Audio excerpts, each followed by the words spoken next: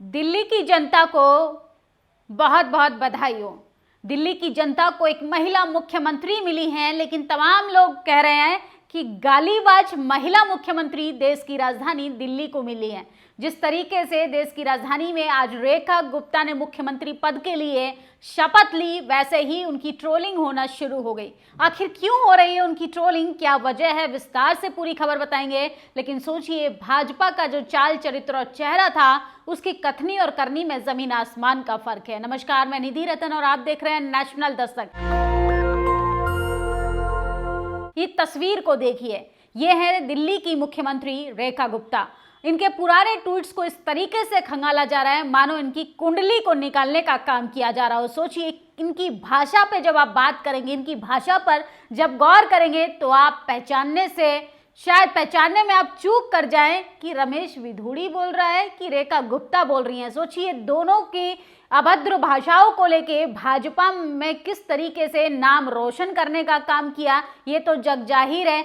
रमेश विधूड़ी का एक photo social media पर बहुत तेजी से वायरल हो रहा है। कह रहा है कि जब गालीबाज मुख्यमंत्री ही चुनना था तो मुझ में क्या कमी थी।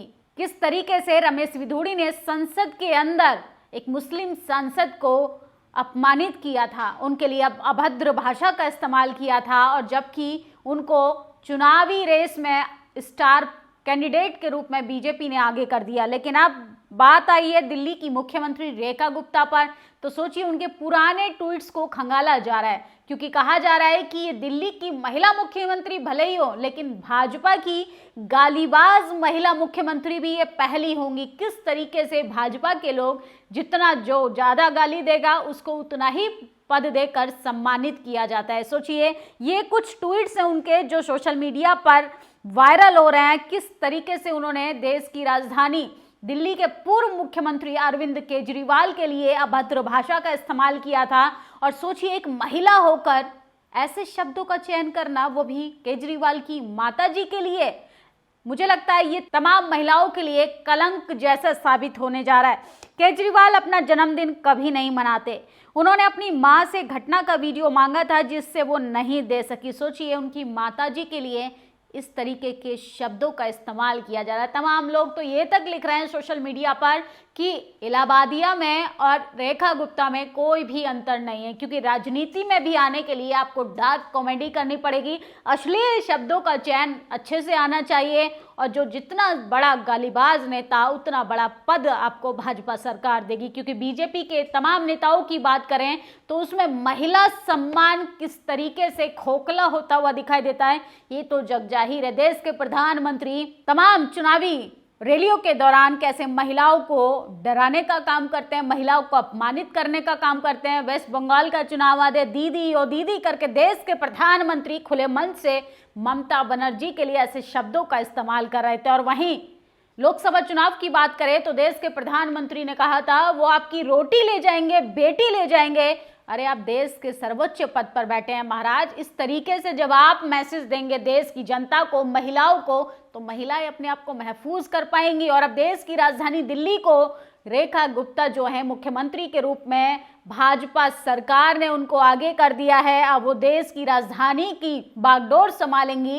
लेकिन सोचिए, वो किस तरीके से कह रही हैं कि केजरीवाल को उनके पैदा होने का वीडियो मांगा गया था, उनकी माता ने मना कर दिया। और सोचिए, इसके बाद उनके 2 वीडियो सोशल मीडिया पर तेजी से वायरल हो रहे हैं, जिसमें वो जेएनयू के विद्यार्थियों को, जेएनयू में पढ़ने वाले रिसर्च स्कॉलर्स को कह रही हैं कि वो सब देशद्रोही हैं, फ्री का खाना खाते हैं, 10 रुपए बिजली का बिल भरते हैं। और सोचिए, किस तरीके से इस देश के एजुकेशन सिस्टम पर ताला लगाने का काम करे। असल में इन मनुवादी, जातिवादी लोगों को जेएनयू से इसलिए दिक्कत है कि जेएनयू एक ऐसा यूनिवर्सिटी है जो आपके विचारों को जन्म देता है, जो आपके अंदर तर्क विचार करने की शक्ति को पैदा करता है। लेकिन ये लोग नहीं चाहते हैं जेएनयू जैसे संस्थानों पर ताला लग जाए, ताकि आपको, देश की जनता को, देश के युवाओं के हाथ में कटोरा थमाने का काम कर दिया जाए। आने वाले समय में देश के हालात कैसे होंगे, देश की राजधानी के हालात कैसे होंगे, क्योंकि पहले ही दिन ये मैडम जो है एक्सपोज होती हुई दिखाई दे रही हैं।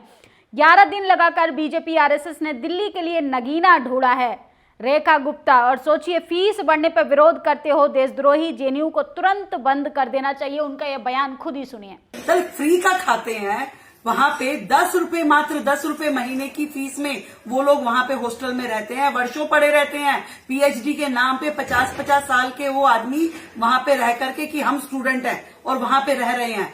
ऐसी यूनिवर्सिटी जो इस प्रकार से गंदी हरकतें करे, देशद्रोही काम करे, दिल्ली में, देश में होनी ही नहीं चाहिए।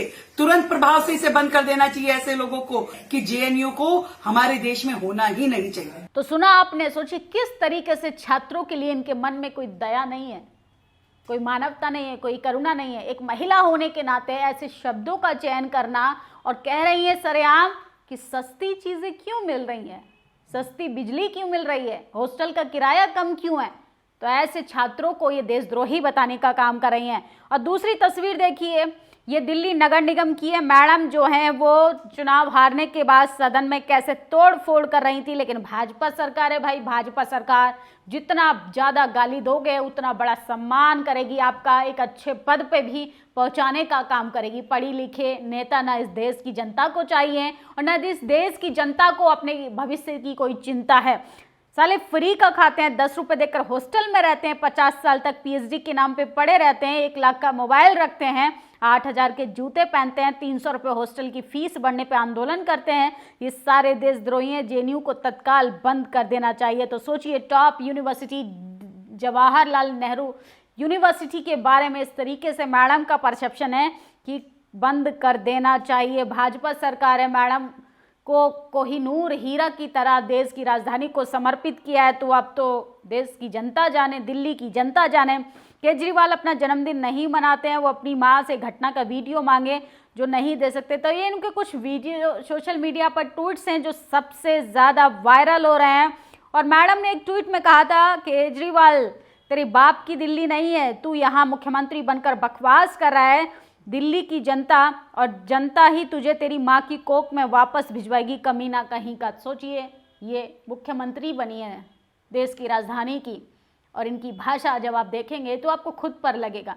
एक महिला होने के नाते मैं तो खुद हैरान हूँ कि ऐसे शब्दों का चयन करने वाले कैंडिडेट को देश की राजधानी दिल्ली का सीएम बना रही है भाजपा सरकार। तो महिला सम्मान कैसे बचेगा। दिल्ली को नई सीएम मुबारक हो, एजुकेशन विरोधी, स्टूडेंट विरोधी, जेएनयू विरोधी सीएम मुबारक हो। लास्ट की 2 लाइनें सुनिए, जेएनयू को बंद करना ही कैसे बात करें। तो सर्वश्रेष्ठ विश्वविद्यालयों की रैंक में आने वाला जेएनयू को मैडम बंद करना चाहती हैं। और इनका ये किस तरीके से इन्होंने पोडियम तक उखाड़ दिया था और सदन के अंदर हंगामा काटा था। खुरपेश लिखते हैं, दिल्ली की नई सीएम जितना अच्छा व्यंग और डार्क कॉमेडी करती है, अगर कॉमेडी होती न जाने कितने प्रदेशों में मुकदमे दर्ज हो गए होते। तो सोचिए, पुराने ज़माने में हर बारात में एक नाई ज़रूर आता था जो बुजुर्गों के हुक्के भरता था। महागठबंधन की रैलियों में वही काम केजरीवाल करते हैं। इन पर तो बाकायदा ST/SC एक्ट में केस दर्ज होना चाहिए। सोचिए, जाति सूचक शब्द का इस्तेमाल कर कर कैसे एक विशेष जाति का अपमान कर रही हैं और कैसे वाहवाही लूटने का काम कर रही हैं। इनके दिमाग में जातिवाद है।